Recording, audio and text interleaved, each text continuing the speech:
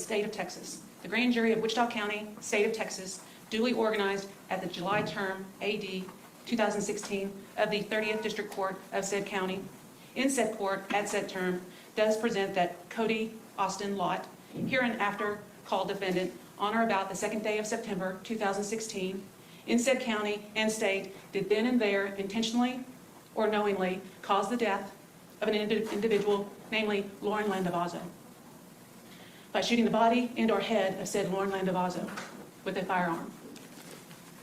How does the defendant plead to count one? Not guilty. Count two, the grand jury of Wichita County, State of Texas, duly organized at the July term AD 2016 of the 30th District Court of said county, in said court, at said term, does present that Kody Lott, hereinafter called defendant, on or about the second day of September 2016, in said county and state, did then and there intentionally, knowingly, or recklessly cause bodily injury to Makayla Smith by shooting the body of said Makayla Smith with a firearm. And the defendant did then and there use or exhibit a deadly weapon, to wit, a firearm, during the commission of said assault against the peace and dignity of the state, signed by Warren Shelton, Criminal District Attorney, informant of the grand jury. How does the defendant plead to count two? Not guilty. All right, you may be seated. Does the state care to make an opening statement? Thank you, Your Honor. You may proceed. Please the court, counsel, ladies and gentlemen of the jury. As criminal district attorney, I represent the citizens of Wichita County. And in Wichita County is the city of Wichita Falls, and the population is about 100,000. And this is the city in which these crimes occurred. And what opening statement, my job is to tell you what I believe the evidence will show throughout the course of the trial. And this case is about sweet, vibrant, joyful Lauren Landavazo. She was 13 years old. She's the daughter of Vern and Bianca Landavazo. She just started her 8th grade year at McNeil Junior High, and she liked to walk home with friends. And this case is also about Makayla Smith. She's a smiley, bright, soft-spoken, 13-year-old little girl at that time. And she also had just started the 8th grade at McNeil Junior High and liked to walk home with friends. And she is the daughter of Rodney and Shamika Smith. Lauren and Makayla had been friends since 4th grade. And they liked to walk home together after school, down an alley. They liked to talk and laugh about things that little 13-year-old girls do. They did it just like any other day. And then on September 2nd of 2016, around 3:05, they were walking home along with a friend, Kyra Catlin, just laughing and joking and running around, just any September day in 2016. And while they were walking down that alley, Kody Lott, who was 20 years old at the time, he was sitting in his parents' apartment waiting with a loaded .22 rifle, waiting. And then when he saw the 3 young girls walking down that alleyway, he jumped in his gold Tahoe. He drove down the street, Tower Drive. He drove past the 6th grader, Garrett Volmar, and turned on to Trinidad Street. You'll hear from Garrett Volmar. He's walking, he's 6th grade. You know, September, school has just started, and then he sees this old Tahoe go by. Looks like his father's. His father's a detective with the Wichita Falls Police Department, and it was his work vehicle, so he knew that type of vehicle. And when the SUV turned, Garrett was just coming up on the sidewalk and looked to his left, and he saw the Tahoe stop at the entrance of that alleyway. He heard shots fired. He saw Lauren Landavazo fall. So what did he do? He started running. He ran. That's all he knew to do as a 6th grader. And then you'll hear from a now 15-year-old Makayla Smith, and she'll tell you her friends were Lauren and Kyra, and they walked home from school just like any other day on that September 2nd of 2016. And then a white, shaggy-headed guy pulls up in a vehicle and shoots her in the chest, and then proceeds to shoot her good friend Lauren Landavazo and kills her. So she runs, and as she's running down that alley. She turns and looks, and she sees her friend Lauren down on the ground. She looks down and she sees blood coming from her shirt and her chest area, and realizes that she's been shot. She can't breathe. She looks back at Lauren, and all she sees is her feet aren't moving. That's what stands out in her mind. And as people arrive, and the last thing she remembers of Lauren is looking at her with a blanket covering her and her little feet sticking out. That's what she takes with her. Further down the alley, walking home from the same junior high, was Elijah, Crystal, Hope, and Ashton. They also go to the same junior high, McNeil Junior High. They also walked down that alley, but they were further back. They were close to Hope's house, I believe it was. They see a gold tan SUV pull up at the beginning of the alleyway. They see Makayla and Lauren ahead, and then all of a sudden shots ring out, and they see Lauren fall to the ground. So they panic, and they run to the back door of Hope's house trying to get in, but the door was locked. They didn't know what to do. They're junior high students. This doesn't happen in Wichita Falls. Then you have war veteran John Lewis. You'll hear from him. Served in the military and saw combat, and he's in the backyard. September, it's his daughter's birthday, so he's getting ready for her birthday party. And holding his coffee cup, he hears a rapid-fire series of what he believes low-caliber weapon being discharged. He thinks it's a .22. So he drops his coffee cup. He knows that sounds so well. He goes to his privacy fence, and through the slats, he sees a gold SUV take off in the direction of what you'll find is Southwest Parkway, followed by a black Tahoe at a high rate of speed. He jumps the fence. He's this tall, but he somehow mustered the strength to jump the fence. And in the meantime, he didn't even know his foot flew off because he knew he had to get to Lauren and help her if he could. That's what you do. Instincts. He gets to her and realizes, based upon his experience, Lauren's gone. And he'll tell you about that. He'll never forget that day. After just picking up her 9-year-old son, Sarah Eisenhower Cervantes sees a young boy running. And she thinks he's running from something. So she looks over to see what he's running from, and she sees Lauren Landavazo's body lying still at the entryway of that alley. And so she then keeps her child in the car, gets out of the car, tells her child to stay there, and then runs up to Lauren to see what she can do. Can she help her? And you'll hear that Lauren had these beautiful, beautiful blue eyes, or pale blue eyes that just stood out. And she saw them, and she didn't see anything behind those eyes. So what does she do? She calls 911, and you're going to hear that 911 frantic call that she makes. And it'll take you back to what she was seeing at the time of this, right after the aftermath of what happened. Then you have Jamie Lopez. She just picked up her 4 daughters, registered nurse, and she's turning the corner on the street in which the alleyway, the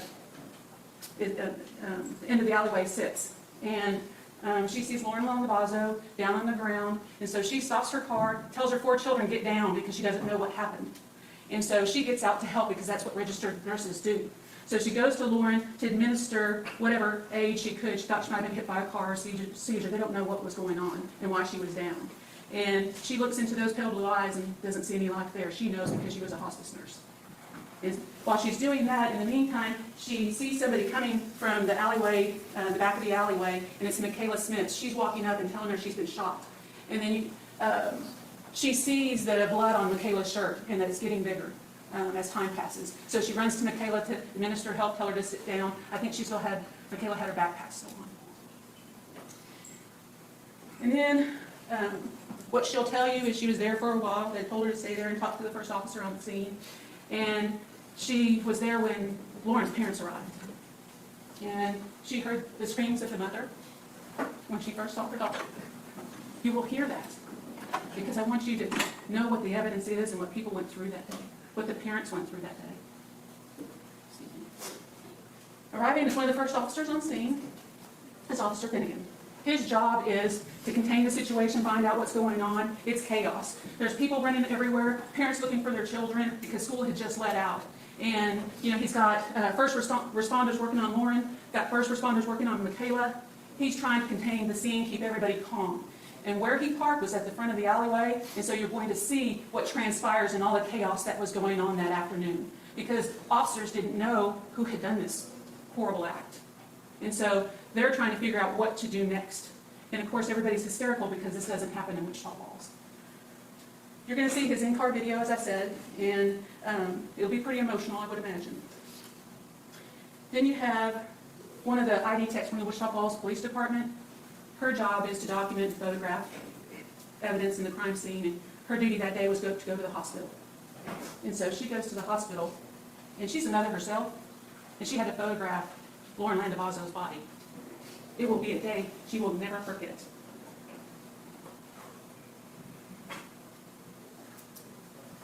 For almost 48 hours, the officers had no leads, no suspects.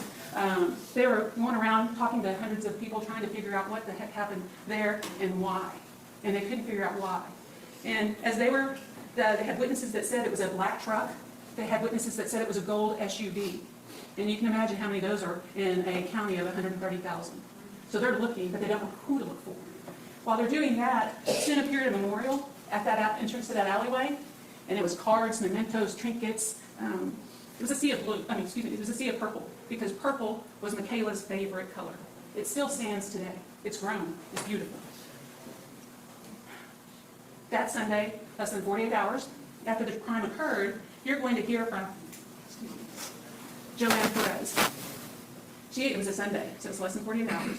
And she and her husband had heard about this, and they wanted to go see the memorial, because a lot of people wanted to pay their respects, and that's all they knew to do. So they go to the memorial, and they're waiting their turn. And they're in their vehicle, and all of a sudden, a tan gold Tahoe drives by the memorial. And then it pulls into an apartment complex there that's not even a block away. And it's called Fountain Gate Apartments. So they thought, well, that doesn't happen. And so they drive and follow that tan gold SUV. And they're watching. And when they're watching this vehicle, he stops at the apartment complex. A white, shaggy-haired, thin, tall male gets out of the vehicle, goes around to the passenger side, and then retrieves what looked like a rifle, a black rifle, wrapped in a blanket. They could see part of what they believed to be the rifle sticking out, and then concealing it and looking around and hurrying to get into apartment 179. 179 is Kody Lott's parents' apartment. She doesn't know it at the time, so what does she do? She writes the tag on her hand. She happened to grab a purple pen and write it on her hand, and you'll see a photograph of that. While he goes inside that apartment with the rifle wrapped in a comforter, she calls 911, see something, say something. And so unbelievable that she did, and so thankful that she did. So while she's on the phone, she also runs the tag number through an app, and it comes back as a 2002 gold SUV. So she's telling all of this to the dispatcher on 911. After a few minutes, that shaggy-haired white guy walks out of that apartment, gets in the SUV, and takes off. And she's telling the dispatch where this vehicle is headed. In the meantime, you're going to hear from Officer John Gordon. He just gotten back from lunch, and he's pulling into the apartment complex in one road as Kody Lott, the defendant, is exiting that same apartment complex. He sees on his computer screen suspicious person with a rifle, the tag number, and all the identifying information. So he turns around and tries to catch back up with that vehicle. In the meantime, he confirms the license tag. He has it run. So going down the street, he activates his lights once it's confirmed. It's reasonable suspicion is what we call it in legal terms. So he pulls him over, approaches the car, and sees the defendant, Kody Austin Lott, sitting in the driver's seat and clinging on to the steering wheel. And then he asks for his identification, which Mr. Lott gives, follows the instructions. He gives Officer Gordon consent to search his vehicle. And when asked him where he was going, he responds to all the questions, tells him he'd just been in his mother's apartment feeding the dog. They're out of town in Rio Dosa. Anyway, so they search the vehicle, and an officer finds brass knuckles in a gym bag. Well, that's a prohibited weapon, possession of prohibited weapon. So they're going to arrest him for that. And in the meantime, in the back passenger seat floorboard, they find a spent shell casing. It's .22 caliber. And that spent shell casing later on matched other shell casings that were recovered at the scene of the alleyway where Lauren and Makayla were shot. And that matches the .22 rifle that was recovered pursuant to a search warrant from Kody Lott's parents' apartment 179.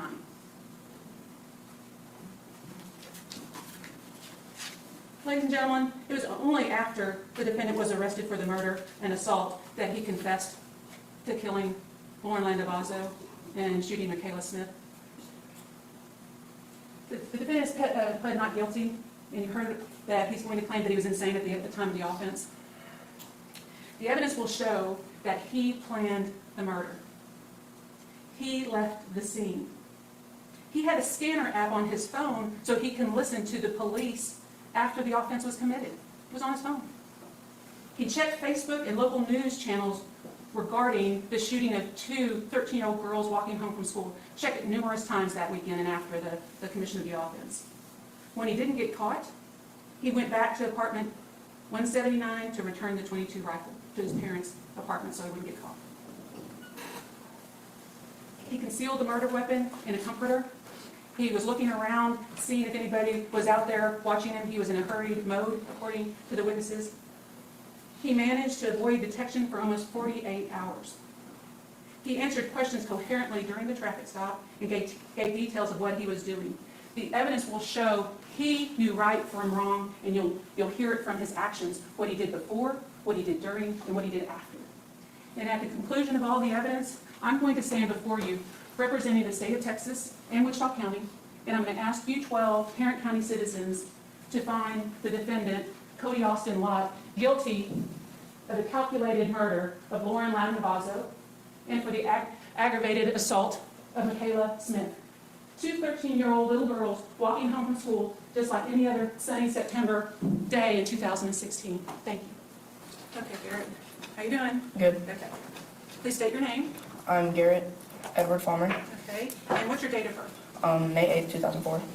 And how old are you? I'm 14. And where do you live? Wichita Falls, Texas. And what are your parents' names? Kevin and Deidre Farmer.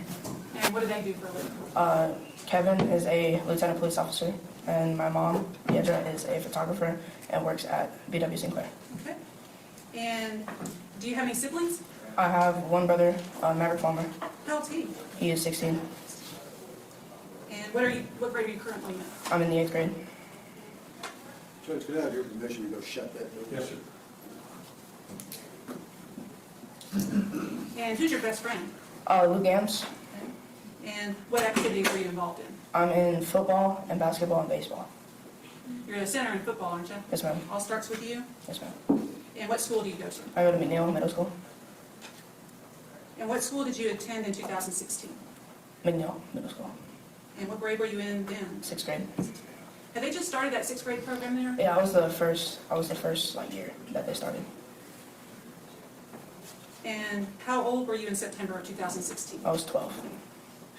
How did you normally get home? I walked with Luke to his house, but he wasn't there, so I just decided to walk home. And so that was Friday, September 2nd, 2016? Yes, ma'am. And did you get out of school around 3:05 that day? Yes, ma'am. Can I approach your honor? Yes, ma'am. Sorry, we're not used to this courtroom.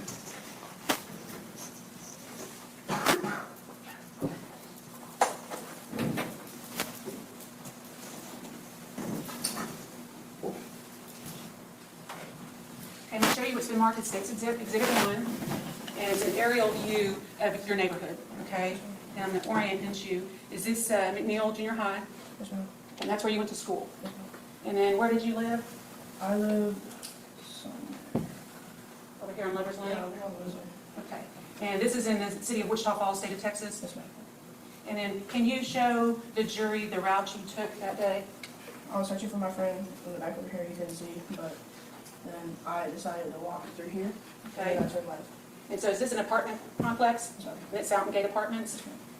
And is this a paved road so cars can drive on it? Yes, ma'am. And so you went up this way, Yes, ma'am. and then where did you go? I turned on that sidewalk right here, Okay. and then I stopped right here. So you're on this side of the sidewalk, street sidewalk. Yes, ma'am. All right. Did you see anything? Did you see any vehicles that day? I saw an electricity van, that passed me before the car did. Okay.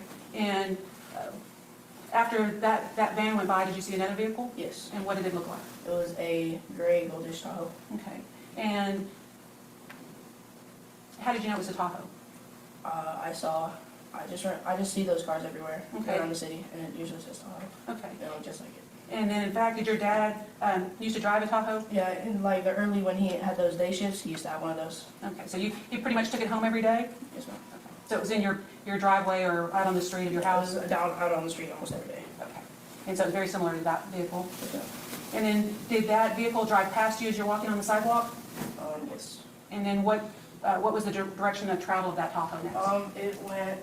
It turned left on this alley where she was walking. Okay, so that's Trinidad Street. Yes, ma'am. And then, did it proceed on, or did it stop somewhere on Trinidad? When it was done, it just went straight. I don't remember what happened then. Okay. And so you said she, and when it was done, who do you mean by she? Lauren. Okay, Lauren Landavazo? And did she go to McNeil? Yes, ma'am. She did at junior high? And did you know Lauren Landavazo? I saw her in the hallway, but I don't really remember. Sixth grade Yeah. guys and eighth grade girls, it's kind of, you notice them, but they, you know. Okay, and so you know Lauren. Did you see her walking, or did you see her at all? She was the only one that I saw. Okay. Like, I was right here, I could only You see. can get up and show us if you like. Well, I was like on the corner, like where the concrete was, and then I could only, I was the only girl I saw right there. Okay, at the end, this is an alleyway, right? Yeah, there was like a fence covering every other girl except her. And so this is an alleyway that runs from Barnett Street all the way to Trinidad. Yes, ma'am. And do McNeil Junior High students typically walk down that alley? Yes. And so you saw Lauren at the entryway? Yes, ma'am. And then that vehicle you saw turn onto Trinidad, did it go past the alleyway or did it stop? It stopped, and then it was done, it went straight. Okay, I don't remember. Okay. And so when it stopped, did it come to a complete stop? Complete stop, yes. Okay, and in the roadway, was it closest to the alley or was it on the other side in its lane of traffic? Other side, yes. Okay, so it's in its lane of traffic. Yes. Okay, when it stopped, were the windows up or down? I think down. Okay, and then did you see anything unusual come out of that window that was down on the driver's side door? It was a gun. Okay, and so it was a gun. Do you know if it was a handgun or a rifle? It was a handgun. Okay, I don't remember. I saw my video. okay, it's okay. It's just what your memory is. Okay, so you see a weapon come out of that window, Yes, ma'am. and it's all right. We'll take as long as we need to take. Okay, Okay. there's no wrong answers. So you see a weapon come out of that window. Do you see any hands? I saw one hand. Okay, and what can you tell us what color the hand It was? was a white hand. Okay, and then after the car stops, the firearm, you see it out the window, what happens next? I don't remember. All right. Do you remember hearing anything? I saw about 6 or 7 gunshots. Okay, and your dad's a police officer, so has he taken you shooting, or have you been around hearing gunshots? I've been around some gunshots. Okay, and then after you heard the gunshots, what did you see? I just started running, and that's what I don't remember. Okay, did you see what happened to Lauren? She fell down on the ground. Okay, and when she fell down, is it like you lightly fall, or how did you fall? How would you describe it? She just fell. I don't know how, but she just fell. Okay, and what were you thinking at that point, Garrett? I just noticed something that I just ran. And you ran from what you saw? Yes, ma'am. Okay, and where did you go? I went to my neighbor's house. Over at this house right here. Okay. And she didn't answer, and then I went to my house. Okay, so were you knocking on the door trying to get help? Yes, ma'am. Were you scared? Yes, I was. Had you ever seen anything like that before? Never. And so then, what made you go to your house? I saw my dad's police car. And he's normally not home, is Yeah, he? he's normally not home. Like, only on Fridays I only saw. And so when you got to your door, what did you do? I knocked on the door. Well, first I tried to knock on our window, and I called for help, and then I knocked on the door and my dad answered. Okay, and what did you do when you saw your dad? It's okay. I just said I saw a shooting. Okay, okay. Did you give him a hug? Yes. And then after you were with your dad and you told him what had happened and what you had seen, what did you do next? Well, after a few minutes, we went to the somewhere, and they asked some questions about what I saw and what car, and that's it. And you were pretty sure it was a goldish Tahoe, weren't you? Yes. And you told the police what you'd seen, Yes, ma'am. and you gave them a statement. Yes, ma'am.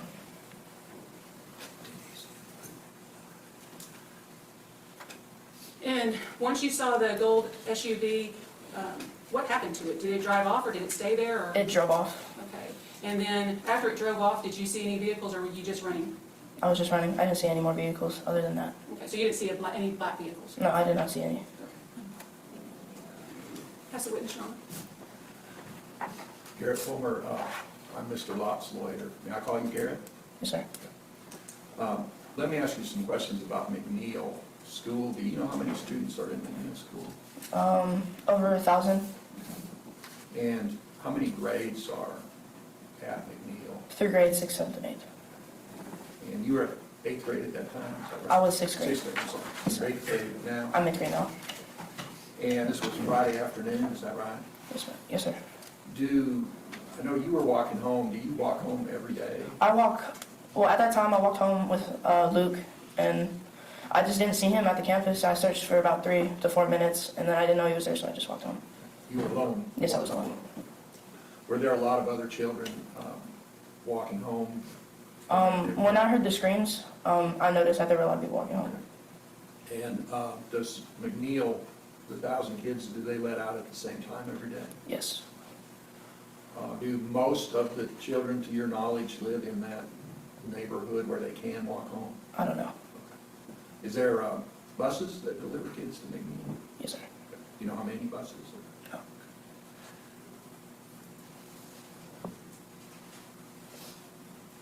Do you know whether or not, when you were walking home, I know you identified a gold Tahoe. Did you see other vehicles driving up and down the street before this? Not at the time, but Other than that van that went before, no, that was the only. so there wasn't much traffic that day? No, sir. Was there a lot of traffic later, if you saw it? No. But you went, of course, you went home as fast as you possibly could. Yes, sir. Did you go out that evening at all, or did you, I mean, after they got done questioning you, did you go out? No, I just stayed at home. That was it.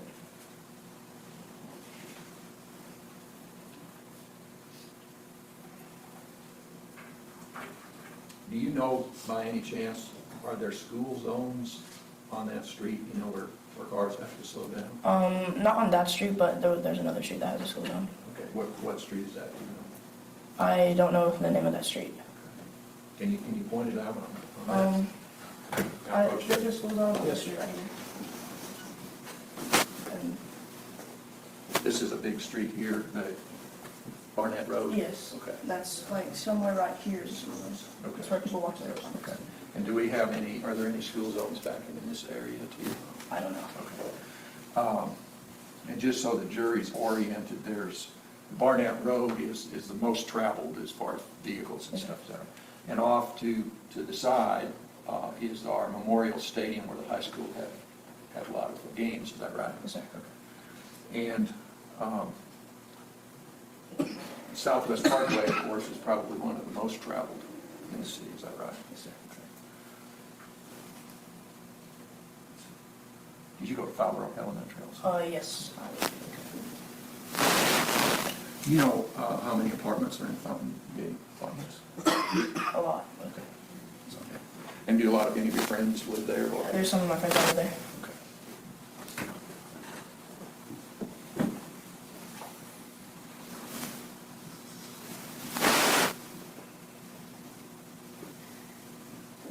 Were there other people out of doors in the area, like adults, out doing yard work or anything I like that? don't remember. And it's been a while. But Yeah, it's been a while.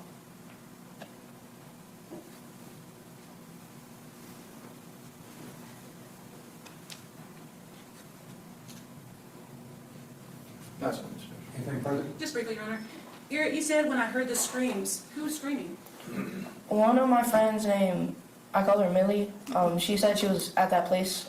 She was walking with Lauren, and Lauren, Makayla, and that's it. That's all I know. So you heard more than one scream. Yes, ma'am. How many screams would you say? 4 or 5. And then, were you wearing your glasses that day? No, I wasn't. But you could see clearly the gold Tahoe? Yes. All right. And you knew that it was Lauren? Yes. Pass the witness. I did notice you kind of take your glasses off because it's kind of hard to see. Yeah. Are they new to you? Or, No, I've had these for about 1 or 2 years, maybe. okay. Are they a pain when you play football? No. Okay. That's it. Nothing further. Thank you, Gary. You may step in. May the witness go back to his shop clothes, Your Honor? Subject to recall. Okay. If anybody needs you back, Gary, they'll find you, get you back, you go home.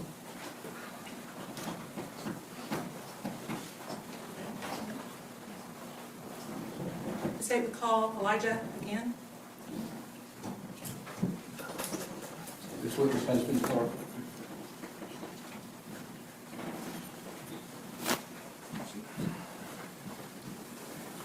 Sure, speak in the microphone. All you may proceed.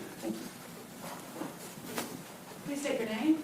Elijah Hogan, That's it. Elijah, how old are you? 14, And where do you live? Wichita Falls, Texas. And what are your parents' names? Memory and Robert. Memory and Robert? Yes. And where do your parents work? The police department and the street department in Wichita Falls. And do you have any siblings? Yes. How many? 2. And what are their names? Miko and Robert. And what grade are you in? 9th. And what school do you go to? Ryder High School. Do you have any pets? 1. What's his or her name? Scarlett. What kind of dog? I actually don't know. It's not, you don't know? No. And then what activities do you have at Ryder High School? Just my classes and then like orchestra. And what instrument do you play? Viola. And are you in ROTC? Yes. And what do you want to do when you graduate? Maybe join the Navy. And what school did you attend in 2016? Maybe in middle school. And what grade were you in 2016? 7th. And how old were you in September 2016? 12. And what school did you go to? McNeil. McNeil Junior High? Yes. And that's in Wichita Falls, Texas? Yes, ma'am. And how did you normally get home from school that year? I would walk. Did you walk with anybody? Not all the time. Okay, but sometimes? Yes. And did school normally let out around 3:05 or so? Yes. And I want to direct your attention to Friday, September 2nd of 2016, okay? And asked you if you got out of, what you did after you got out of school that day. Well, I left the building and then I started just walking home the way I usually go. Am I approach, Your Honor? Yes, ma'am. I'll show you the map, which you've seen before. It's marked States Exhibit 1, okay? And so McNeil Junior High, Fowler Elementary, I'm sorry. I'm not sure each juror can see that, it's kind of behind the wall. How about putting, I don't know if you'll be able to see it if I put it over here. I will reposition this up.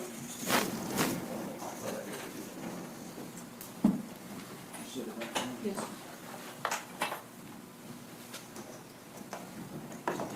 Can I have your listening? Yes. Elijah. Elijah, just be sure and keep your voice up when you're away from the microphone.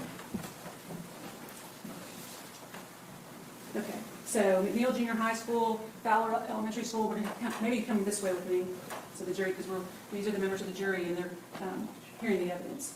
So, once you left school, which way did you go?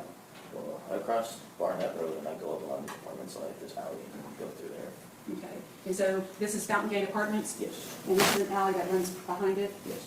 or in front of it. And that day, September 2nd, were you walking with anybody? Yes. Who were you walking with? Kristen McCoy, Hope Everett, and Ashton Taylor. Okay, so Crystal McCoy, Hope Everett, and Ashton, what's that? Taylor. Taylor, okay. And so you walked down this alley, Yes. and then, did anything unusual happen? Did anything unusual happen that day? Didn't seem like it. Okay, and so what were you guys talking about, do you remember? No. Okay, just an average, everyday, afternoon, after-school walk with friends? Yes. Okay. Did you see Lauren Landavazo or Makayla Smith? Yes. Did you see them both? Yes. And then did you see a Kyra Catlin? Do you know Kyra? And did you know Lauren Landavazo or Makayla Smith very well? Not really. But you knew who they were? Yes. And were they behind you or in front of you? They were ahead of us. So they were further down the alley. Where were they when you saw them? Lauren was closer down by Trinidad, further, and then Makayla was much further behind her. Okay. So you have Lauren's ahead. Excuse me. Lauren's ahead. And here's the alleyway. Where would you say Lauren was? Lauren was somewhere in this area by the Okay, right over at Empties out onto Trinidad? Yes. And then Makayla, how far behind her would you say? I don't know yet. Again, Lori, I'm sorry. you're gonna have to speak up a little bit. Didn't seem that much further, maybe like 2 houses down this area. Okay. But they're pretty close to one another? Okay. And then, did you see any vehicles at the entryway at any time of the alleyway? Well, at one point we were walking and Lauren was at Trinidad and the alley stopped and empties out, and then the car had pulled up and stopped. Okay. And did it come to a complete stop? Yes. And what color, if you know, was that vehicle? It was gold. It was gold. Was it a sedan, a truck, or an It SUV? was an SUV. Do you know if it had tinted windows? I couldn't tell. Okay. And could you see the driver? No. Okay. And when it stopped and Lauren was here, is that correct? And then Makayla was behind her? Yes. Okay. And once the vehicle stopped, did you see whether the windows were up or down? I couldn't tell. All right. And then did you hear anything after the vehicle stopped? Well, it stopped. I heard like shots. It sounded like something popping almost. Okay. Would you liken it to a firecracker pop, or Yes. how would you describe it? Probably something like that, yeah. And once you heard that, what did the four of you do? Well, we were back here, and there's this little, because this was Hope's house right here, I think, and so we like ran back and into her backyard.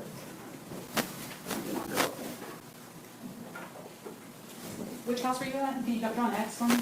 I think it was this one. And you remember it because, I remember because there was just this little opening behind it that we could run into. okay, there's an opening there that you could run into? Yeah, and then we went to the backyard from there because it was a fence. And did you, whose house was it? Oops. And did you run into her house? No, we just stayed in the backyard. Okay. And then, once you heard the popping noises, did you, what did Lauren do? I mean, I didn't really see much because we were just worried about running back, but I saw it kind of start falling Okay. And why were you running? because we weren't sure what it was, if it was, like, we didn't really know, so we were just doing it to be safe. Okay. Were you scared? Oh, yeah. Because we weren't sure what shot it. And when the car pulled up and you heard the popping noise, what did you think it was? I wasn't sure if it was stupid kind of BB gun or something, but it feels like real or not. Okay. So kids in high school sometimes have paintball guns, and Maybe like an airsoft gun. tell me what an airsoft gun is. It's a gun that shoots little like plastics balls almost. Did they hurt on impact? I mean, I've been shot before with one. It kind of hurt a little bit. It wasn't super bad though. Okay. If you'll do me a favor and go back up to the witness stand.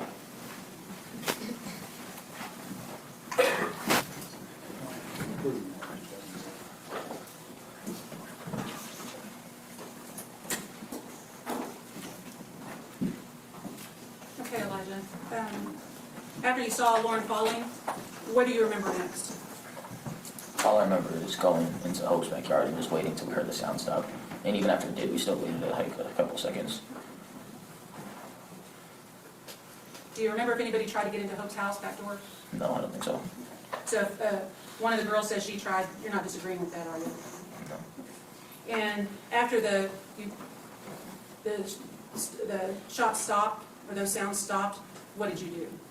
Well, we went back outside into the alley to see what had happened. And What did you see? we saw Lauren on the ground where she had fallen. And we also saw Makayla. Looked like she was out with her phone trying to dial a number. Was Lauren moving? No. Did you talk to Makayla at any time that day? Mhm. And did you notice anything unusual? No. Did you see whether she had been shot or not? Well, she was on the ground and we were, sorry. It's okay, you're doing great. Really well. We were just talking to, like, we were asking what was going on. We asked if it was like a real gun or what. And what'd she say? She said yes, because she was on the trying to get, she was had holding her hand over where she had been shot. And so at that point, then I kind of got over the shock of it and was more frightened at that point. And so I pulled out my phone and I called my dad. And so you said after you got under the shock, you were more frightened than you called your dad? Mhm. What'd you tell your dad? Well, I told him that there were shots that were fired, and I was asking him to see if he could come and get us. And did he come get you? Yes. And what's the first thing you do when you saw your dad? Well, I just ran to him. Did you give him a hug? Yeah, and I hugged him, and then we went to his car. Also, we dropped one of the friends over there off, Ashton Taylor. We dropped him at his house. Okay. And Elijah, were you upset that day? Do you ever think about that day? Sometimes. And I'm going to backtrack a little bit where you talked about Lauren was on the ground and her hand over where she'd been shot. Did you see any blood on her shirt? I couldn't see, I was too far away.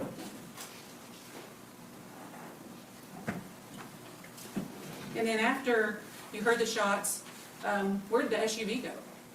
I just saw it start driving in the direction that it was going. When, Okay, so was that towards Southwest Parkway? yes.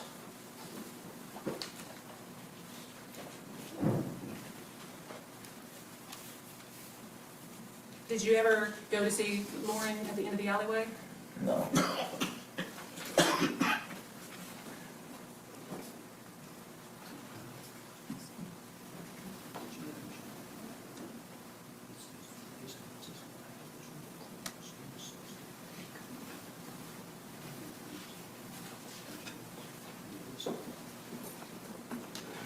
Can I approach on?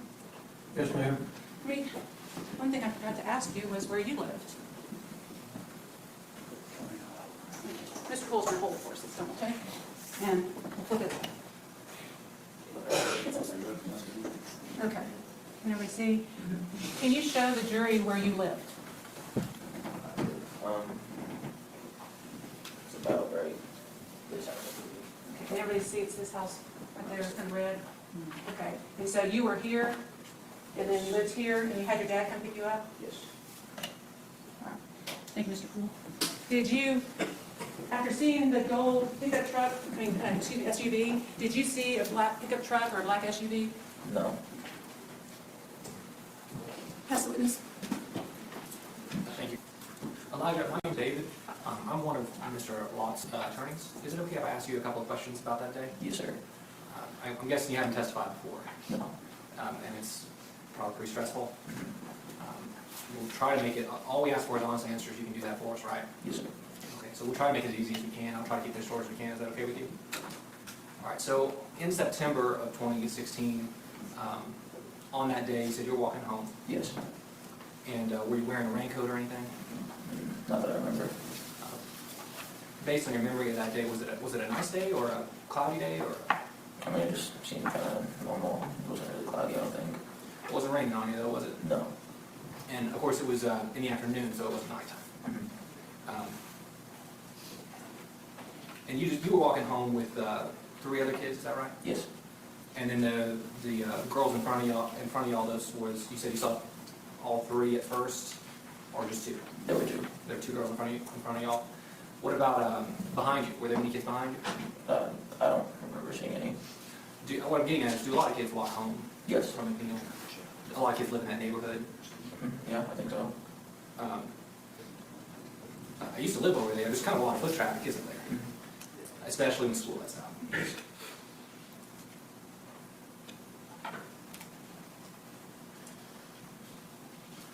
If you, Judge Matt, approach and pull that map back over. Yes, sir. Thank you, Ryan.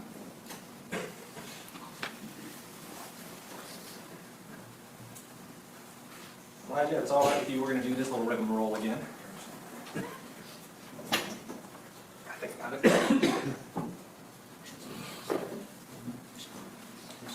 It's kind of a tight courtroom to work in. If we can here. Could you step over here with me, Elijah?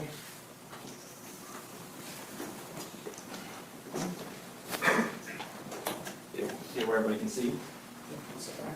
Okay, so point to McNeil again for us. And that's the school, right? Yes. And then can you kind of trace your route home with your finger? So I usually, there's a crosswalk over here. So I'll cross it right here, and then I'll go towards the Fountain Gate Apartments of Barnett, and then go down this alleyway that runs across it, and bottom. Is that what a lot of kids do if they live in that neighborhood over there? I mean, I see some, but I mean, I'm usually just getting home, so I don't see many, because I usually get there kind of fast. Is that alleyway paved, dirt, or gravel? I think it's paved. Okay. And then when do you cut back onto the road to get to your house?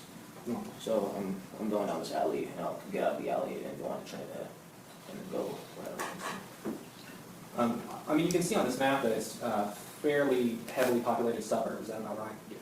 So those roads are, routinely have a decent amount of traffic on them? And you correct me if I'm wrong, right? Yes. Okay. Now that day, did you see many cars? I mean, not a lot. It wasn't barren. You know, you just see cars running by here. Okay. And on Barnett, there are always kind of a lot of cars. Yes. Same with Southwest Parkway? Yes. And after the incident happened, you saw the gold SUV take off towards Southwest Parkway, Yes. which is one of those heavily trafficked streets. Did you see where it came from before the incident? No, I just saw it driving up Trinidad and then south in front of the alley, and then drive off again. And you said you heard loud popping sounds. It sounded like that. Do you know how many? Are we through with the map, Judge? I'm sorry? Are we through with the map so we can sit down? And they can hear me better than we speak. Go ahead, Mr. Foster. Okay, where were you when you heard the popping noises? We were around by Hope's house, just right there. Okay. And where were the girls in front of you? Well, Lauren was closer to Trinidad, like where it dumps onto the alley, and then Makayla was a little ways behind her. Maybe a house or two? Okay. If you have a seat back up there. Thank you, Elijah. Do my best not to hit our court reporter. Thank you.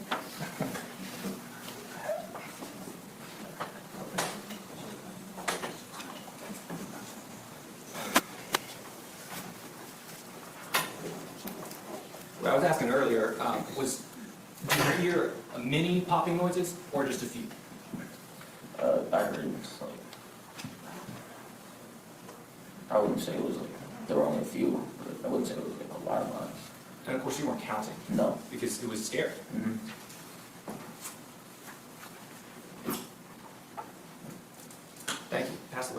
Redirect. No, sir, Your Honor. The state has nothing further. Thank you, Elijah. You may step down. And the state would also ask that the witness be allowed to go back to Wichita Falls. If you can return to Wichita Falls, please remember the witness still knows about that case, so you know the file's open. The next witness is Hope Everett Lindsay.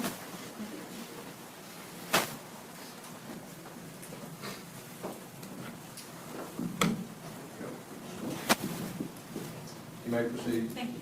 Please state your name. Hope Lindsay. And Hope, how old are you? I'm 14 years old. And who are your parents? Kelly Lindsay and Gary Lindsay.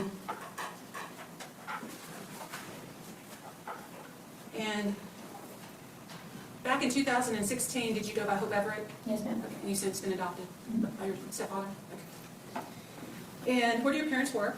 My mom works at Parkstone apartment complex. She's the property manager, and my dad is a sergeant at the prison. Started at the prison? Yes, ma'am. And then do you have, I know you have lots of siblings, so can you let the jury know how many? I have 8. Okay. And what are their names? Lauren Everett, Josh Everett, Taylor Everett, Jonathan Everett, Gavin Lindsay, Sawyer Lindsay, Trevor Lindsay, Kayla Lindsay.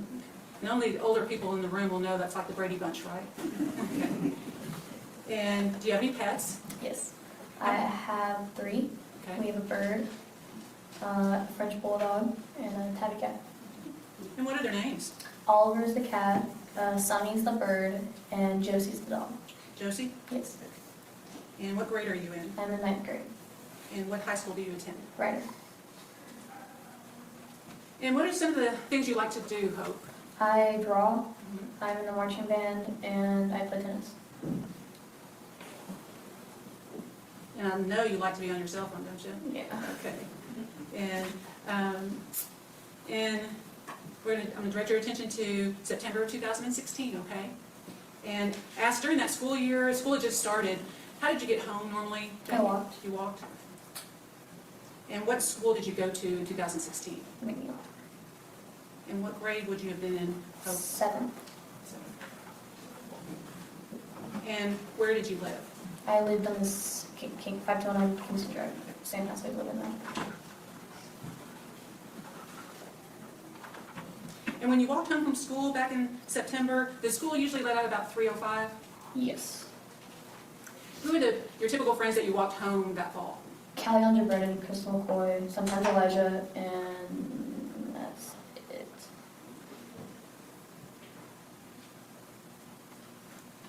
And I'm going to direct your attention to, had school just started?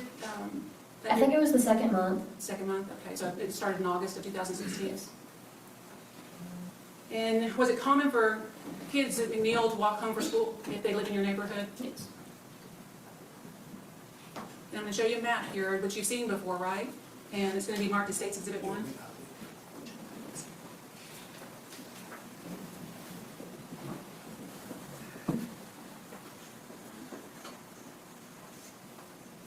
Okay, see? I'll try to walk. She wanted to get in. And if you'll come by me, oh. We're used to a different courtroom, so we're adjusting. Okay, here's McNeil. And it's over here. There's Fowler over there. And then, where did you live on the map? I live here. Okay. And how did you walk home typically? I walk in the alley, which is about right here. Okay. So there's an alleyway that runs from Barnett to your house, Yes. which is right here marked with an X. All right. And then you can tell by there's a little concrete drive that none of the other houses have. And so that's how you can distinguish that. Is this the Fountain Gate Apartments? And you would walk by those. And on September 2nd of 2016, is that the route that you and your friends took? And who was with you? Crystal McCoy, Elijah, Ashton, and Jaden just separated us. Okay. And when you were walking down the alley, you remember what you were talking about or what you were doing? We were talking on the phone with a friend of mine, his name is Jared, and we just got the phone. Okay. And did you notice anything unusual that day, that afternoon when you were walking home? And do you know Makayla Smith? Yes, And do you know Landavazo? I did. Okay. And did you see anyone ahead of you in the alleyway that day? Lauren, Makayla, Millie, and I feel like there's another girl on there. Do you know Kyra Catlin? No. Okay. But you feel like there's another girl there? All right. And then where did you, if you're here, Where is Makayla, Millie, and Lauren? Up here, Who's right there? right in the alley. Mhm. Lauren, Makayla, and Okay. And do you remember where they were situated? Were they side by side? Was one side by side? Okay. And when you saw them there at the entryway, did you see any vehicles coming down Trinidad? sure, normal, like not people, things I can remember. She would, yeah, people would drive, pick up from kitchen power. Okay. And so it can be busy that people picking up their children from Fowler kind of tend to take Tower to Trinidad. And did you see any vehicles stop at that alleyway when you saw Lauren, Makayla, and Millie? Okay. Do you remember? I think we're good on that. Hopefully you just have a seat back.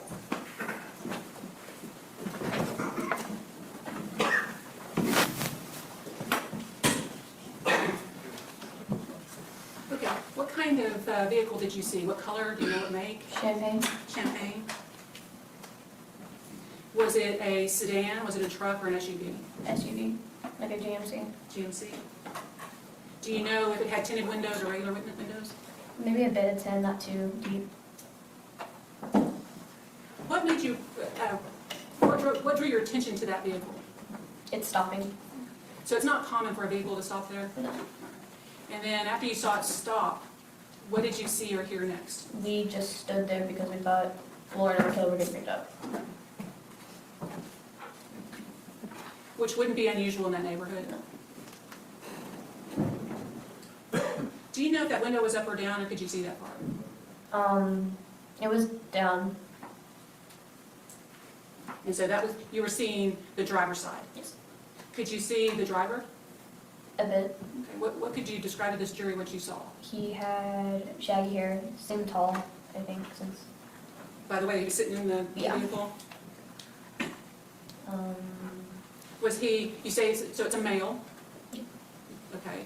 And then, do you know what race he was? white. Yeah, white. I don't think anybody was with him in the same car. And then, what did you see or hear next? We thought at first I thought it was a paintball gun or a BB gun because teenagers like to play pranks and all that. So we didn't think any of it until Lauren fell and Makayla ran.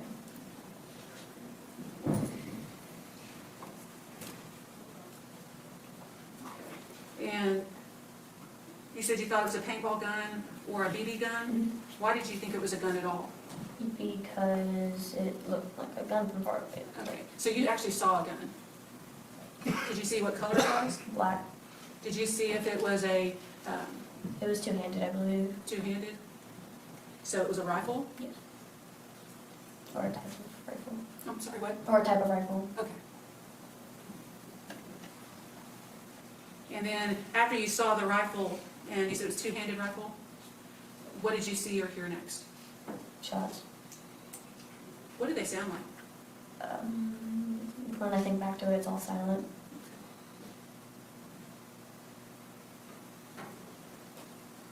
And once you heard, say that again, you thought that it was silent? Yes. Okay. But you heard gunshots? Yes. Did they sound really loud, or was it something that was softer, or how would you describe it? A little distant, but there was noise to it. It wasn't completely like dead silent. There was noise. Would you say it was louder than a firecracker or quieter than a firecracker? Somewhere in the middle.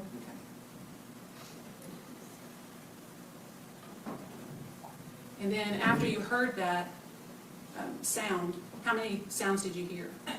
Too many to count. Too many to count? And once you heard the too many to count sounds, what did you see or what did you hear during the sounds? One fell and Makayla ran. I think she screamed once as she ran. Makayla? Did you hear anything from Lauren? Did Lauren move after she went down? I wasn't focusing on it. Okay. So what were you focusing on? Trying to get my friends in my backyard Why were you trying to get your friends in the backyard? because I don't want them to get hurt.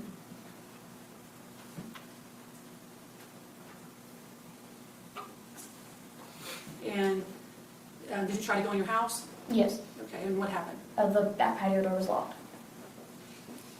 Why did you try to get in the house? Because like they could have come back, so we wanted to get to safety.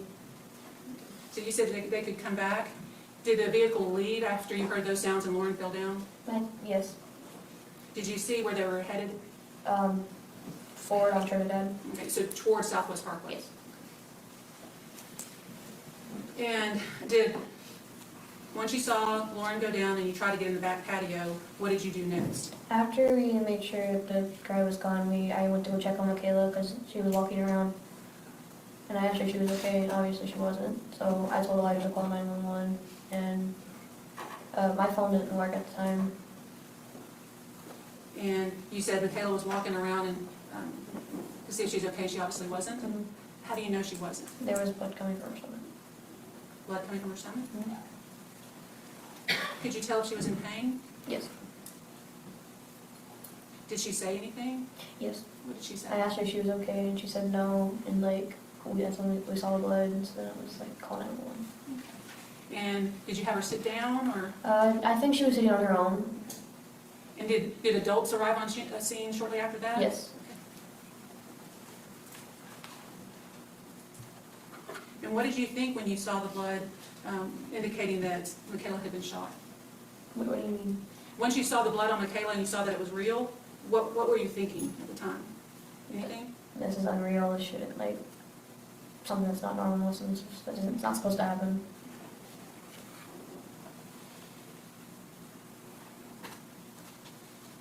And then once 911 was called, what's the next thing you remember? Crystal broke off because we couldn't get to the house, so she ran around everything and went to the front and tried to get a hold of my mom. And so Crystal was one of the ones with you Yes. that day, and so she runs back down the alley towards Lauren, Yes. and then there's no way you can go anybody's backyard in that alleyway, right? I mean, you could jump a fence, but there's like no way you could like normally, because everybody's back patio is usually locked. Okay, so she went past Lauren then, and then went to your house? Yes. Did you worry about her? Yes. Did she eventually get to your house? Yes. How do you know? That's how she was dinging on the door, and I could hear it from the back patio, and that's when I saw my mom come out of her room and go to the door. And then what did you do when you saw your mom? Well, after Crystal told her that I was in the back alley, she ran and she opened the door and she got me inside. And how would you describe yourself? Pale, shocked, scared.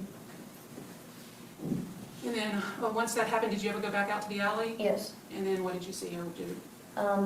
I saw my dad at the end of the alley because that's when he arrived, and that's when police showed up, and they asked me to go to the station. And you went to the station, and you told the police what you had seen that day. Yes. Did you ever see Lauren move at all that day after she'd gone down?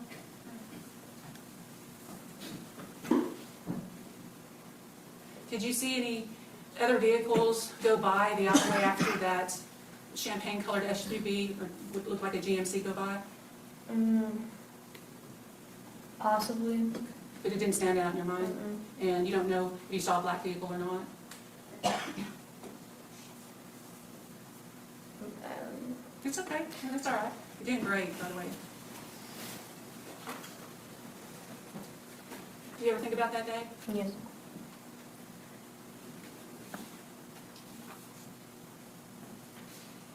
Hope, have you had any therapy as a result of what you saw that day? Yes. Yes. I have. And how long were you in therapy?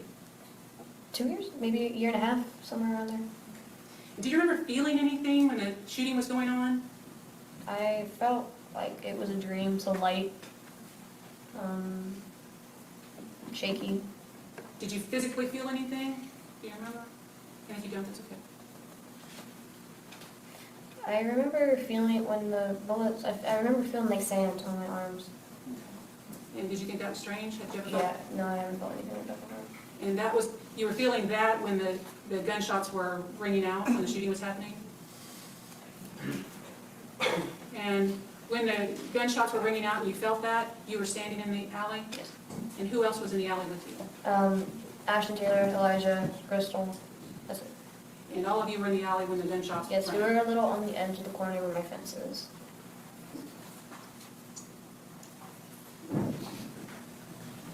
Pass the witness, Your Honor. Hope Lindsay, I'm lawyer for Mr. Lott. Can I call you Hope? Yes, sir. Okay. Let me just try to get the sequence down, because that's a little bit fuzzy. You saw the SUV and you saw Lauren fall. Yes. And then Makayla ran, is that right? And you ran also to get into your house. Mhm. And how far, if you can estimate in feet, was your house from where Lauren fell? About 6 to 7 houses down. Okay. And you said you couldn't get into your house because I guess the patio door was locked? Is it a sliding door? Yes. Okay. Then, was it after that point in time that Makayla came running up, or was she following you? No, I don't think maybe she could have been, but after we couldn't get inside, we walked out and then we went to Makayla. Okay, so you couldn't get inside and then you walked back? Yes. And you saw Makayla then? Okay. So trying to get inside was for your safety, you felt that you were maybe in danger, is that right? You need to answer out. Yes, yes. Okay. And the other kids with you were Elijah, is Yes. that right? And who else was with you? Crystal Crystal? and Ashton. And they were all trying to get in your house, right? Yes, I wanted to. Get them in, okay, wanted them to be safe, is that right? Yes. Okay. And then Elijah was the one that called 911, Yes, he did too. and you told him to? Yes. Yeah, okay.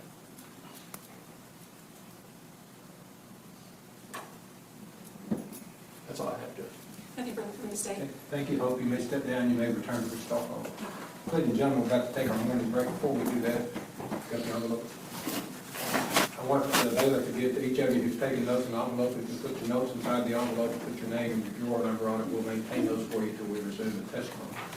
We're going to be at recess for about 15 minutes, don't discuss the case or form or express any opinions about the case. Court's in recess.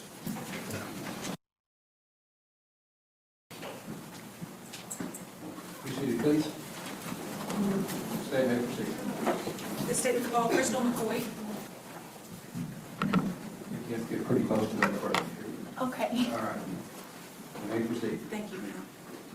Please say your name. Crystal McCoy, Okay. And how old are you, Crystal? 14, And where do you live? Cypress Avenue. And Cypress Avenue is in Wichita Falls, Texas? Yes. And who do you live with? My grandmother. Is your grandmother here in town with you? Yes. Okay. And do you have any pets? 4 And what type of pets do you have? dogs. And what are their names? Lucy, Scooby, Angel, and Dude. Well, which one's yours, or are all of them? Well, Scooby's mine. What kind of dog is Scooby? He's a Pit Bull Lab mix. And how old is Scooby? He's, I think, almost a year and a half. Okay. And what grade are you in, Crystal? 9th grade. Where do you go to school? Ryder High School. And what activities do you like to do? You like to read? I love reading. Okay. As a matter of fact, when you came to my office, you had a book with you, didn't you? Yes, ma'am. Okay. What were you reading at the time? Monday's Not Coming.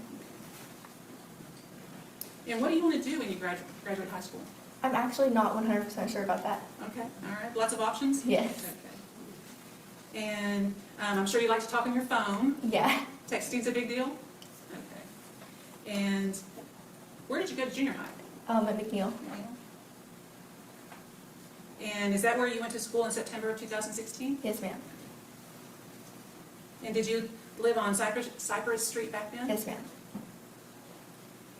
And had the school year just started in September? Yes. I'm pretty sure. I don't know. Okay. But you knew that you were in school in September? Yeah. Okay. And I'm going to direct your attention to September 2nd of 2016. And how did you normally get home from school? I'd walk. Are there friends that you walk with? Yes. Who did you walk with? Hope, Elijah, and Ashton.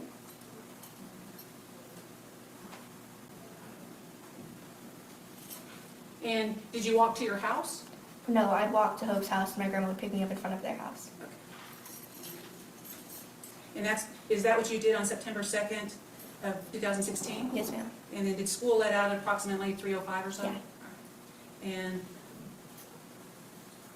what grade were you in September of 2016? 7th grade. Who was your best friend? Did you have one? I don't know. Do you have lots? Yeah. And then may I approach your honor? Yes, ma'am. Okay. And I'm going to show you what's in marked as State's Exhibit 1, which you've seen before. Remember that map in my office?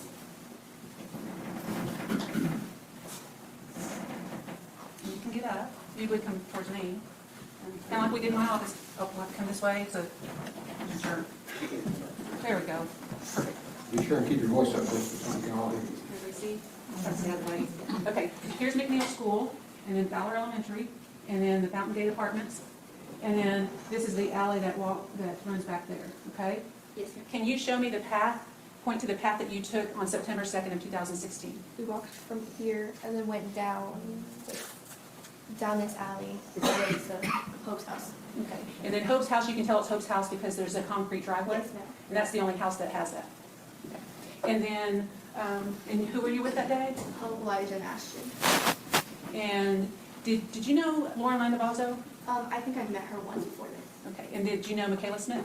No, I don't think I Okay. And did you see anybody in front of you in the alleyway when you walked to Hope's house? did. Yes, ma'am. Who did you see? Lauren and Makayla. That's all I remember. Okay. And can you tell me where you were when you saw them walking? I saw them walking basically the whole time. And you guys were behind them? Yes. Did you see them get to the end of the alleyway where you see Trinidad and intersects that alleyway? Yeah, we were right here when they were over here. Okay. And then, did anything unusual happen? It was just a normal day. Okay. And did you see any vehicles go by? Yes. And I'm okay with the map right now, and then if you want to just sit in the witness stand, I'll be done. Thank you. Thank you, Mr. Poole. And so you saw some vehicles go by the alley, is that common? Yes. All right. Especially when school lets out, it's pretty busy over there. Yes, ma'am. Did you see a vehicle stop at the end of that alleyway that day? Yes, ma'am. And did it come to a complete stop? Yes, ma'am. What type of vehicle was it, if you remember? I think it was like an SUV, but it was like goldish. Would you scoot a little closer to the microphone? Yes, ma'am. So it's an SUV, goldish. Do you remember if it had tinted windows or not? No, I just couldn't see through the windows, and I was kind of far, so didn't think anything of it. Okay. And did you even notice whether the window was down or up? No, ma'am. Do you remember what direction of travel it was going? It was going towards North Shore. Okay, so was that towards Southwest Parkway? Wait, no, not towards North Shore. It was going left down Trinidad. Okay, and so it was going towards Southwest Parkway? Yes. I mean, perpendicular. And then, when it stopped, did anything unusual happen? We heard shots. Were they fast shots, Yes. pause shots, or how were they? They were fast shots. Do you remember how many? No, And what did they sound like? like firecrackers. What did you think when you heard the firecrackers? We were just kind of confused, and we looked back up in front of us, and we saw Lauren try to run to the side, and Makayla try to run back towards us.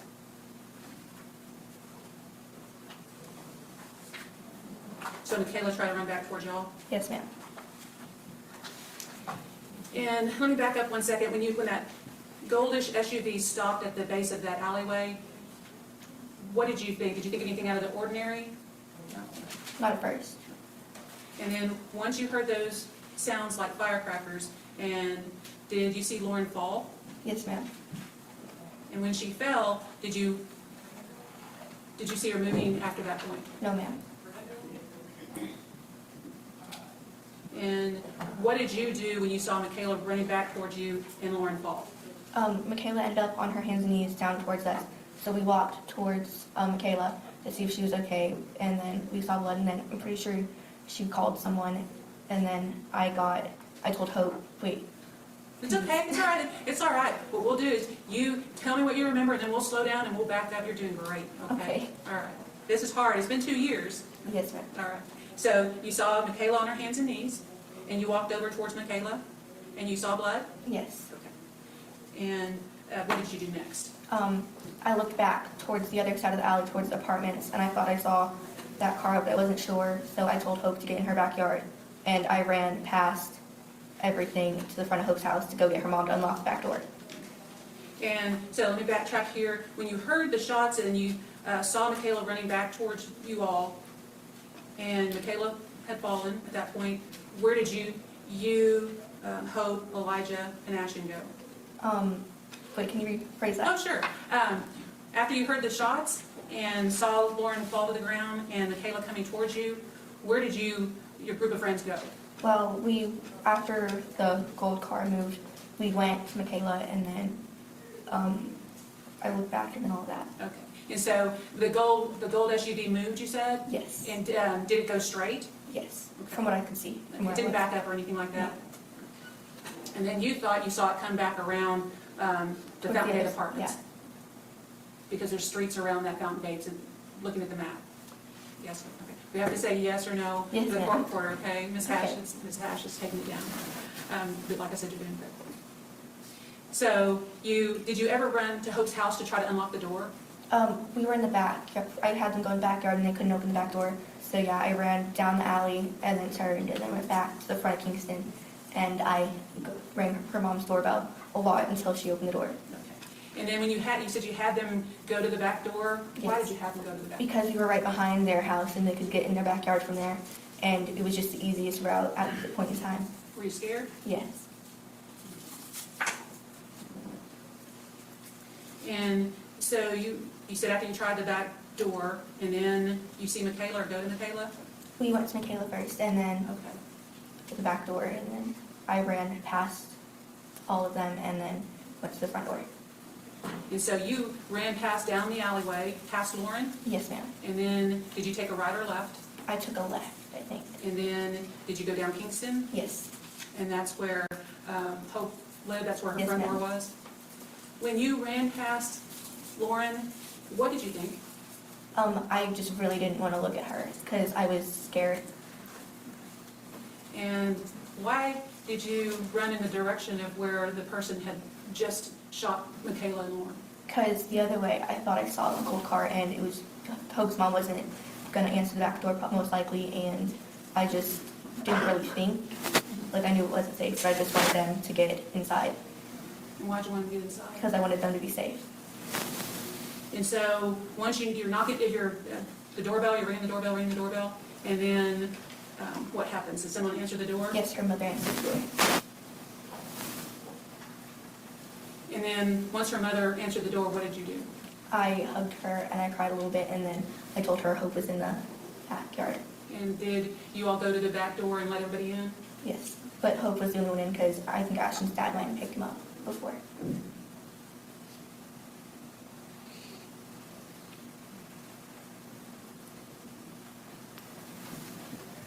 When that car pulled up and you heard those shots, what did you think it was? I just thought they were firecrackers. We didn't really think anything of it at first, and we saw them running. You've been in that neighborhood a lot because you and Yeah. Hope are good friends. Had you ever heard that sound there before? No.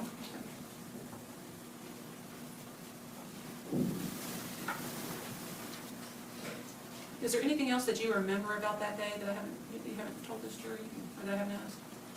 I know it at the top of my head right now. No. Did you ever see a black vehicle going past that alleyway around that time? I mean, I thought like I might have seen it after, but like I was more focused on other things. May I approach one more time? Yes.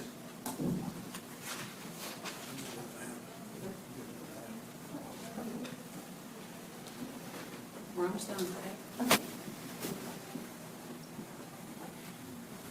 Okay, if you come back here one more time. All right, we're gonna show this one last time so the jury can see where you ran, all right? So you testified that you come down here, and then you're here at Hope's house, right? Yes. And then you saw Makayla here at the end of the alleyway? Yeah, there's like a dumpster over here. Okay. And then to show the jury where Lauren fell, or where you saw her. Like really close to the front. Okay. And then where was Makayla when you saw her? I think probably around somewhere in here. Okay. Body. Yeah, you're doing great. So tell me, when you were at Hope's house, where did you go? Can you I lift your finger? ran down here, up here, and then over here, and rang the doorbell Okay. And so was Makayla's body on this side or that side? over here on this side, And then where was Lauren's body?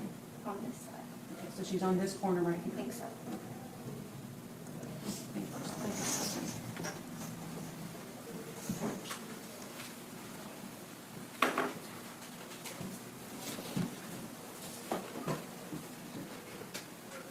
Crystal, you ever think about that day? Yes. On few occasions or on many? There's just a lot of things that triggered those memories.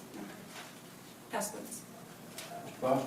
Thank you, Your Honor. Crystal, my name is David. I represent Kody. Do you mind if I ask you a few questions about that day? That's fine. I'll try to keep it real short, I promise. Okay. September 2nd, 2016, do you always walk home, or sometimes walk home, or was this really unusual?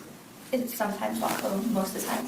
Why wouldn't you walk home? Like if we had to go shopping or something. How about weather? If it was, And weather too. okay, so if it was pouring rain, would you walk home? No. If it was snowing, would you walk home?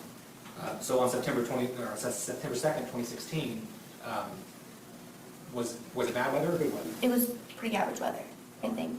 So were you wearing a coat? I don't know, I might have been wearing a jacket. I don't really fully remember weather conditions. It wasn't raining on you? No. You described, I'm going to step forward here a little bit. Okay. You described the shots as fast.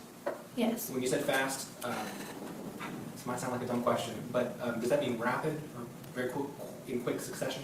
I can't really fully remember, like, averagely, my elbow popped.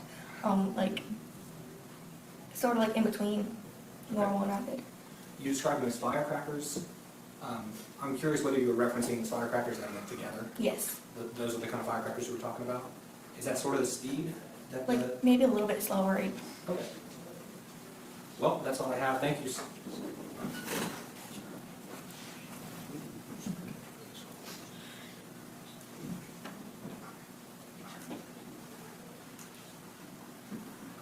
You go to Ryder now? Yes. Do you sometimes walk home from Ryder? Yes. Do you still usually walk home from Ryder? Yes. Do a lot of kids walk home from Ryder? Yes.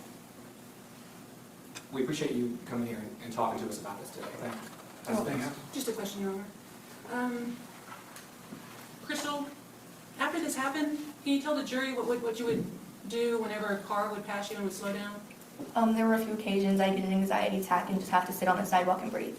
Pass the witness. I don't have any further questions, Your Honor. Thank you, Crystal. You may step down, return to Wichita Falls, don't forget the witness room, and don't talk about the case of the trial. 15, And where do you live? Wichita Falls, Texas, All right. And what street do you live on? Jamaica Drive, Okay, Jamaica. And what are your parents' names? Rodney and Shamika Smith. And what do your parents do? My mom is a teacher at Petrolia, and my dad works for hiring people, Okay. something like that. Is he also a pastor? Yes, And do you have any siblings?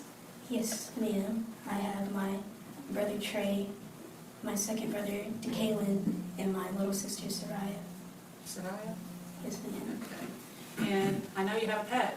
I have a pet dog named Blue. And you know what kind of dog he is? She's a Greyhound Pit Bull mix. And is she your dog? Is she your dog? Yes, ma'am. And what grade are you in, Makayla? I'm in 10th grade, And what school do you go to? Hershey High School. And what activities do you like to do? I like to read and listen to music. And who do you like to listen to? What kind of music? I don't really have a genre. I have kind of like a mixture of all. Just a little bit of everything, huh? Yeah. Okay. And then I know you like to talk to your friends Yes, ma'am. and hang out with friends. Mm-hmm. Okay.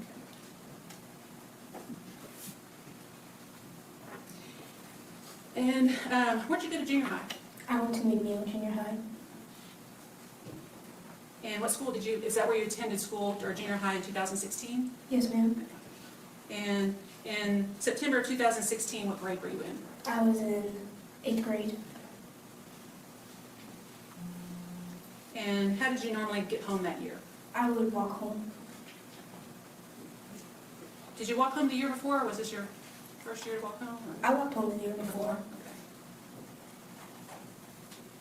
Were you ever afraid to walk home? No, ma'am.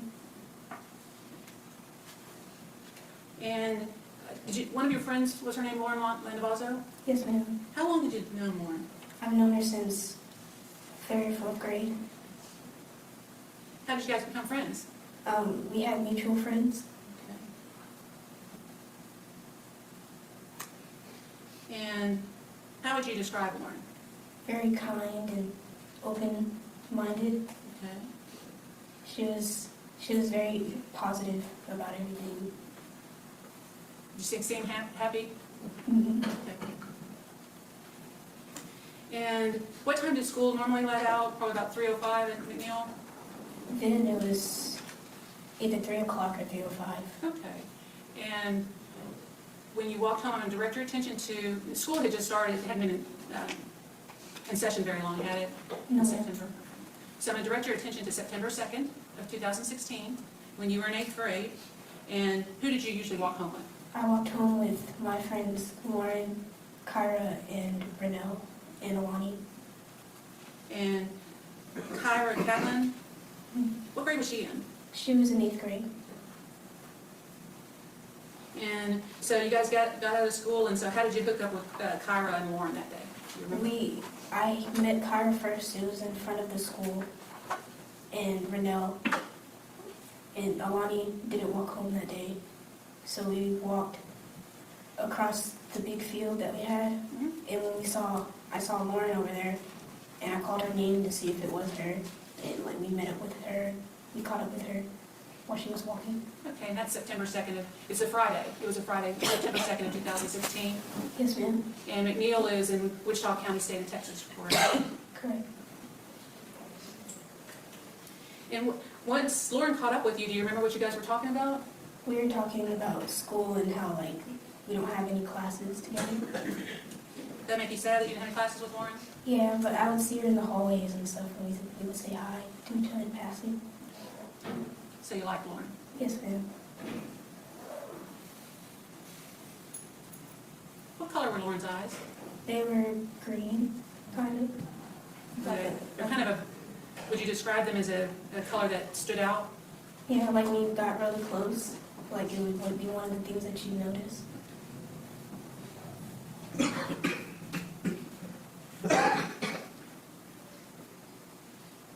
I approach? Yes, ma'am.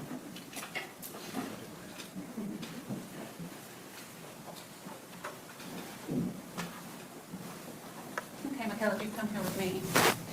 I'm going to show you what states Exhibit 1, which you saw in my office. So if you come down here with me, the jury has to see what we're pointing to, okay? Okay, I'm going to show you. This is, let me get this side. Here's McNeil Junior High, okay? And there's that field, there's fields around. And here's Fountain Gate Apartments, okay? Here is Fowler Elementary. Here's Jamaica, which you talked about Jamaica a minute ago. And then here is an alley that other witnesses have testified, that's an alleyway that a lot of people walk down after school, okay? And so, can you tell me on September 2nd of 2016, where you were when you left school and how you got home? I started over here, and this is the field that we crossed to catch up with Lauren. And then we walked along the sidewalk, and we crossed the street to the apartments right here. Okay. So I'll keep walking along here, and there was a group of 6th, 7th graders behind us. Okay. And then it was me, Renell, Kyra, and Lauren. And we walked along this alleyway. And we stopped near the dumpsters. And Lauren, she started walking ahead of us so she could go meet up with her boyfriend, Donovan. So she was right about to turn the corner. And we stopped right there. Okay, I mean, change the subject for a second. This is Jamaica. Can you tell the jury where you live?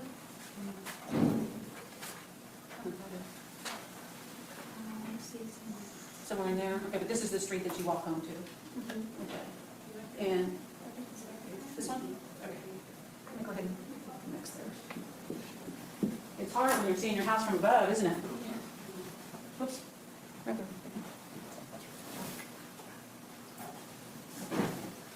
Oh.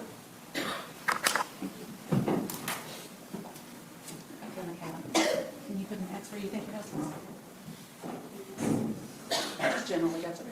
All right, perfect. Okay, and so you said she was about to, Lauren was about to turn the corner to go to her boyfriend's house. Do you know what street he lived on? You didn't? Okay. He was walking from a different school, and they usually meet up. So Ryder, is Ryder up here, the high school, do you know? I think somewhere up there. Okay, so it's a different direction than McNeil. Yeah. Okay. And he was a freshman, do you know that? And then, no, it's hard for them to hear, I'm not going to sit down.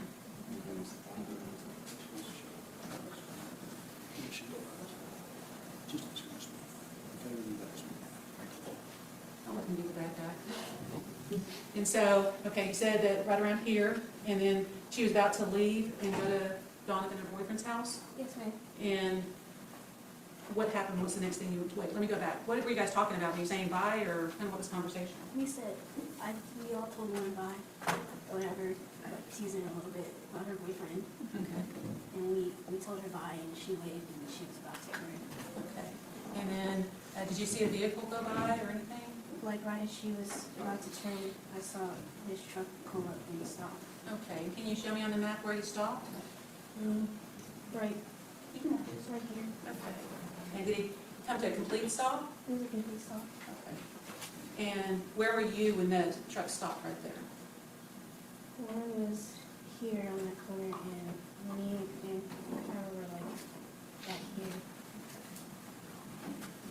And then when that vehicle stopped, what's the next thing that you remember? I was confused, I didn't know what he was doing. I thought he was like playing a joke or something, but I didn't see any friends with him or anything.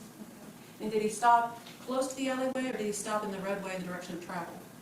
Very kind of close, kind of like almost walking it all halfway. And then, was he traveling this way or that way? He was traveling. Okay, so towards Southwest Parkway? And so his driver's side would have been facing you? Yes, ma'am. Okay, let's go ahead and sit down and we'll talk a little bit more, okay? Thank you, Mr. Poole.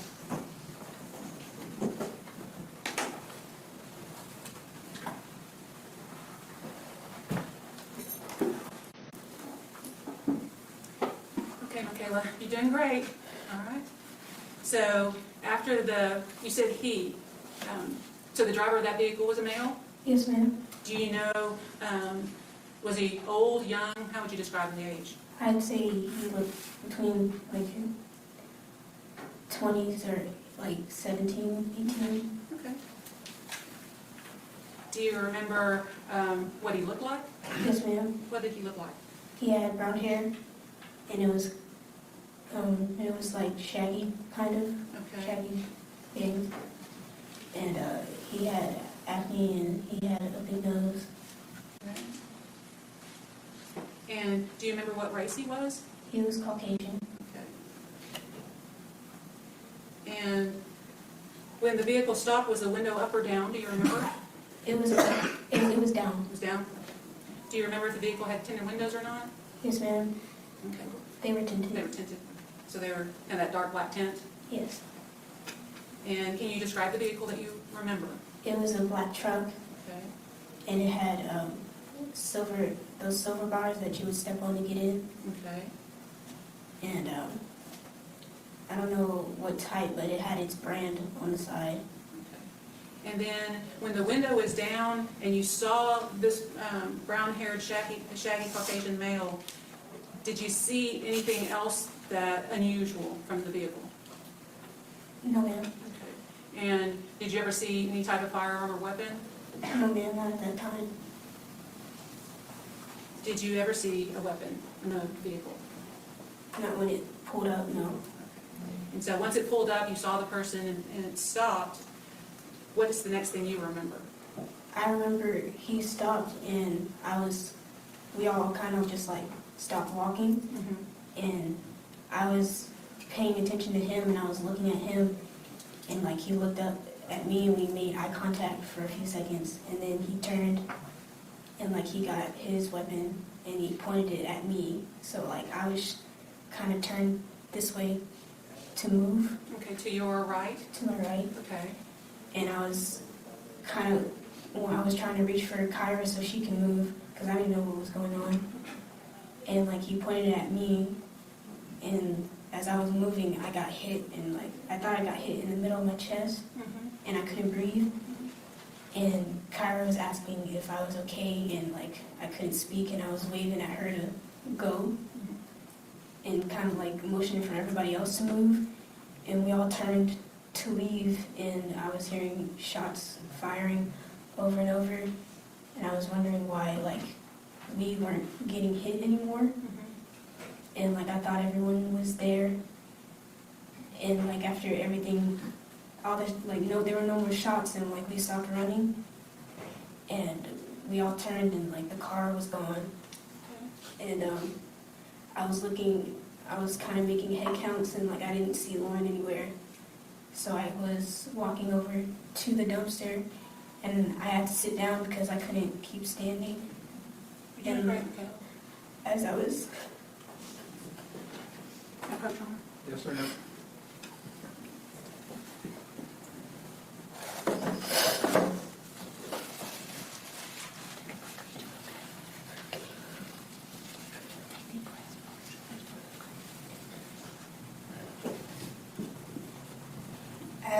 as I was sitting near the dumpsters, Kyra, I still didn't know if it was real or not, and like I was feeling my blood run down my chest, down my stomach, and Kyra was asking if it was a joke, like she wanted it to be, because she was freaking out, and one of the 7th or 6th graders came up to me, and she was like, no, that's blood, that's real, and that's when I was really starting to look for my friend, and like I turned, and all I saw was her legs, and she was laying on the floor, and I was screaming her name, and she wasn't responding. So that's when I got out my phone to call my mom, because I wanted to tell her my friend was hurt. So I was calling her, and it wasn't going through, and then her call kind of like overrided mine, so I answered, and I was telling her that Lauren got shot, and she couldn't hear me, and I told her about 2 more times, and she still didn't hear me, and then I said I got shot, and she heard me, and like I was hearing her run, and she was telling me not to move, and I was kind of I was scared because like my friend, I wanted her to get here quick, and like I was walking, I didn't want to go over to her because I thought I would make it worse than she already was. So I kept my distance, and that's when a man jumped over the fence, and he came over to me, and he was telling me to sit down, and 2 nurses came up, and she was tan and she had black hair, and she took the phone from me to talk to my mom, and she went over to another nurse, and she had blonde hair, and they were talking to my mom, and like ambulances were coming, and like people around the neighborhood were showing up, and a man, while the people were tending to me, a man came up and he asked if I believed in God, and I told him yes, and he was praying with me, and I saw Mrs.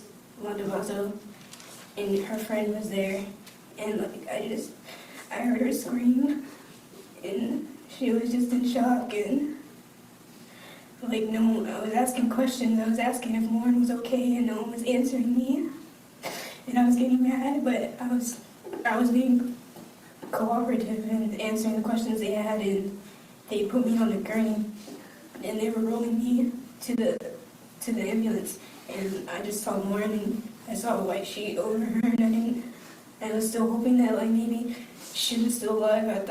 I was saying to myself, I was like, please let her live, please let her live, and like no one was still answering if she was okay, and we got to the hospital, and they put me in a room, and they were trying to see where like my wounds were, and I asked the nurse if she knew if Lauren was in the hospital, and she said she didn't know. Like I knew she did, but like she didn't tell me. And the police officers were investigators, they were asking me questions, and like the nurses and the doctors and whatever, they were tending to me. And no one would still tell me if she was in the hospital or if they checked her in. And like after that whole process, I was in like kind of like a temporary hospital room. And my dad wasn't there yet, but my mom was waiting kind of outside. She was in the room. And then my dad came in, and then they called my brother to Kaylin, and like he finally showed up. And at first he couldn't even come into the room. He couldn't even look at me because he was so. You need to take a break? Yeah. Take a minute. He couldn't even look at me because of like the state that I was in. But he came into the room, and he was holding my hand, and he was seeing the blood stain around my hand, and I was just trying to put on like a happy face, because I don't really see my brother cry like that. So it was Trying to kind be of, strong. yeah.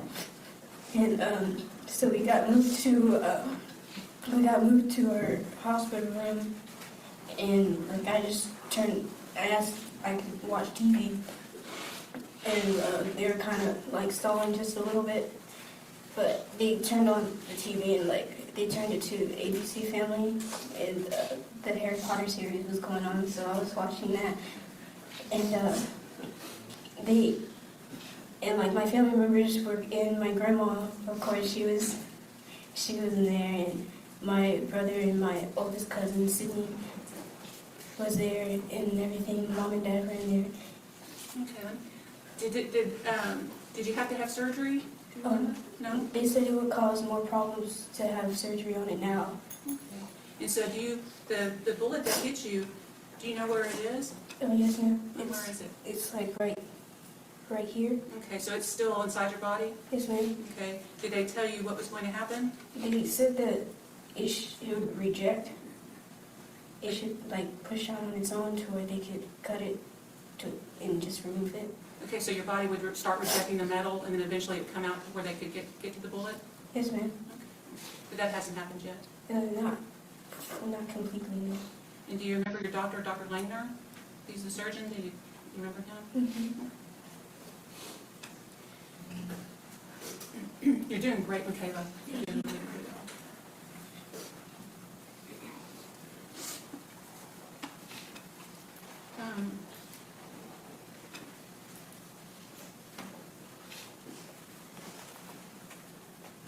Do you remember when all this was going on and you were asking Lauren if she was okay?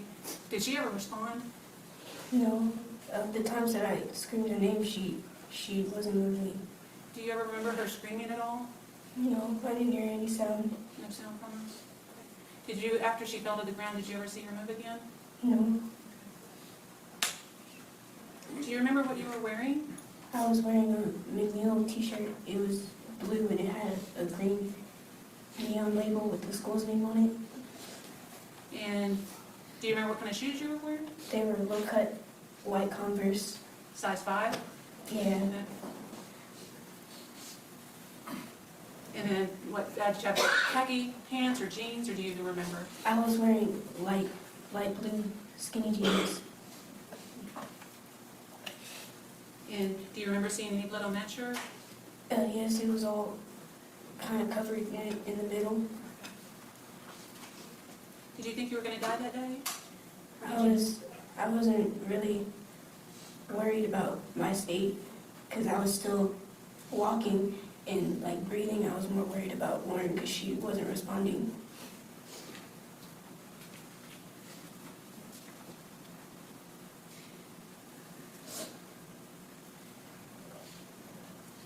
Makayla, do you know Kody Lott? No, ma'am. Did Lauren ever mention Kody Lott's name? No, ma'am.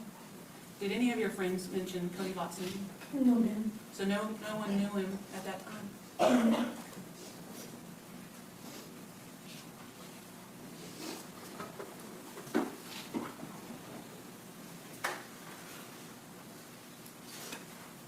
Do you ever think about that day?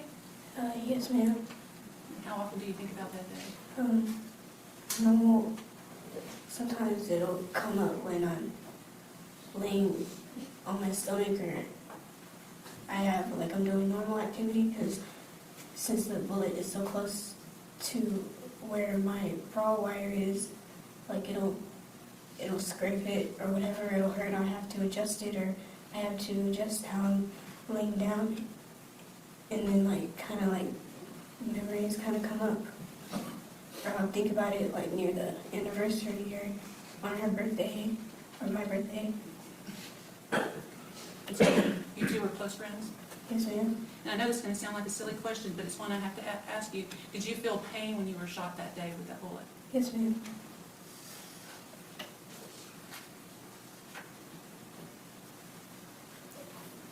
What's the last thing you remember when you seeing Lauren that day? The last thing I remember, It was just her feet sticking out over the blanket. And she wore Converse just like you too, didn't she? Except hers were high tops? Yes, ma'am. Okay.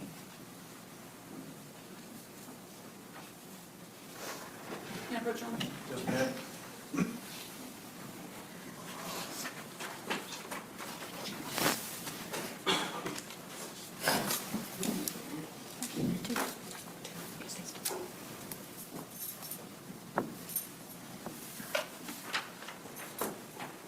Okay, I'm going to show you what's been marked as State's Exhibit 2, okay, and ask you if you can identify, do you know the person in the photograph? Yes, ma'am. Okay, and does it accurately reflect the person you know to be in that photograph? Yes, ma'am. Okay, and in that picture, does it reflect the personality of the person you know in that photograph? Yes, ma'am. And who is that person in that photograph? That's Lauren Landavazo. This time, the state will offer what we marked as State's Exhibit 2. I've seen it, Judge, I have no objection. It's admitted, Thank you. Ask to publish it to the jury room. this time you may.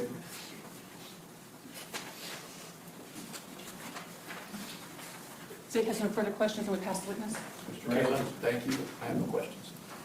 Pardon me? No questions. Thank you, Makayla, you may step down.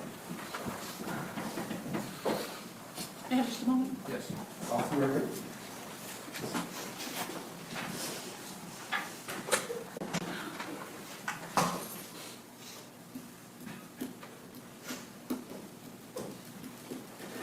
All right, we're back on the record. Ladies and gentlemen, jury, we're going to take our lunch break at this time. Please return your notes and the envelopes to the bailiff. We'll maintain those in the secured area until you're back after lunch. We'll be in recess till 1:30. Please try to be back to the courthouse. The bailiff will direct you again as where to report. Try to be back between 1:15 and 1:30. Again, don't discuss the case, don't formally express opinions about the case, and avoid all the media reports of the case. Everyone, please remain in the courtroom until the jury's excused. We're in recess.